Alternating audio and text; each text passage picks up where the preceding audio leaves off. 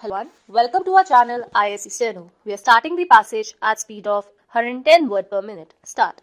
Sir, there are three items which are covered by this bill. I support the three items because this bill symbolizes and represents a new national development of having a consensus on certain basic questions. It is also a happy augury that the approach is not a negative approach, and it is not being said that the preamble of the Constitution, in so far it has been changed by the 42nd Amendment in respect of its secular or socialist character, shall go. It is not said that the list of fundamental duties shall go. It is not said that the directive principles which were amended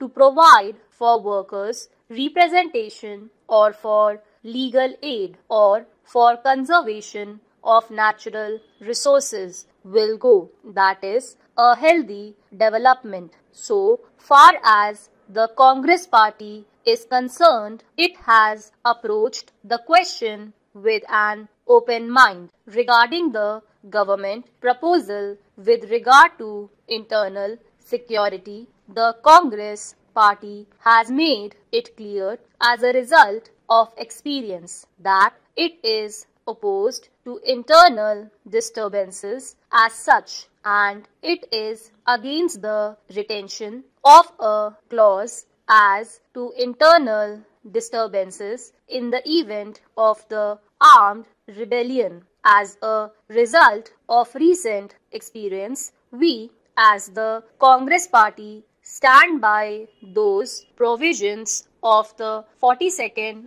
Amendment, such as the amendment to the preamble or the directive principles, and we also say that there should be no power in Parliament to declare an internal emergency. But I would like the Law Minister to consider this question not merely from the point of view of the 42nd Amendment, but from the point of view that the Constitution should become a dynamic instrument of socio-economic change to deal with the basic questions that are before the nation. Why did we think of the constitutional amendments? Why did the first constitutional amendment come? Why did Panditji come to Parliament with the first constitutional amendment? It was because our legislation for the abolition of zamindari was struck down. Why did Pandit Nehru come to Parliament in 1955 with the fourth constitutional amendment? Again, it was because our socio-economic legislations were struck down. Therefore, when we consider a constitutional amendment, we have to consider the problems that had risen. Certain property rights, which became part of the fundamental rights, had stood in the way of various socio-economic legislations like land reforms, etc. Sir, we find that in the Golaknath's case, it was laid down that Parliament had no power to alter the fundamental rights, which included the right to property. Sir, you would recall in the Golaknath's case, the justice had said that if the aim was to introduce a socialist pattern of society, then it was a mistake to incorporate property as a fundamental right. It is that mistake which was revealed in 1950 when land legislations were struck down. It is that mistake which was revealed in 1953 when In Bela Banerjee's case, the Supreme Court said that full compensation has to be paid. It is to rectify that mistake that in 1955 Pandit Jawaharlal Nehru introduced the Fourth Amendment to the Constitution. It is that mistake that resulted in the setting aside by the Supreme Court in February 1970 of the Banks Nationalization Act. It is that mistake that resulted in setting aside in December 1970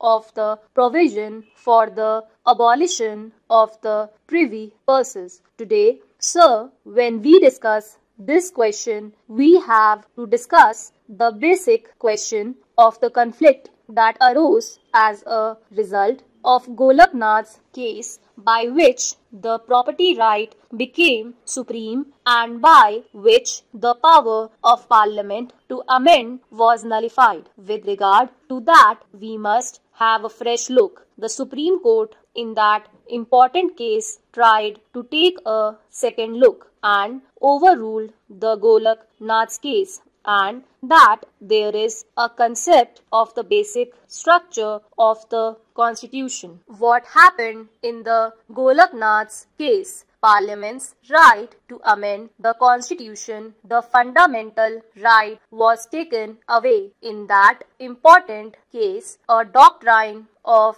basic structure was introduced, but the doctrine of basic structure as now developed by the Supreme Court is undefined and it is unchannelized. The question has now come before the Parliament to finally decide on these basic questions. First, we have to decide what is this basic structure. There has been two urges before the Parliament. One is the socialistic urge to fight against inequality and to introduce socio-economic legislation. The obstacle here has been the fundamental right to property. There is another urge of Parliament, that is the democratic urge to preserve life and liberty. This should also be given place in our Constitution by the Indian Parliament. The property right withstood in the way of bank nationalization, stood in the way of abolition of the Privy Purses, and also stood in the way of abolition of the zamindari system that has to go in totality. Stop.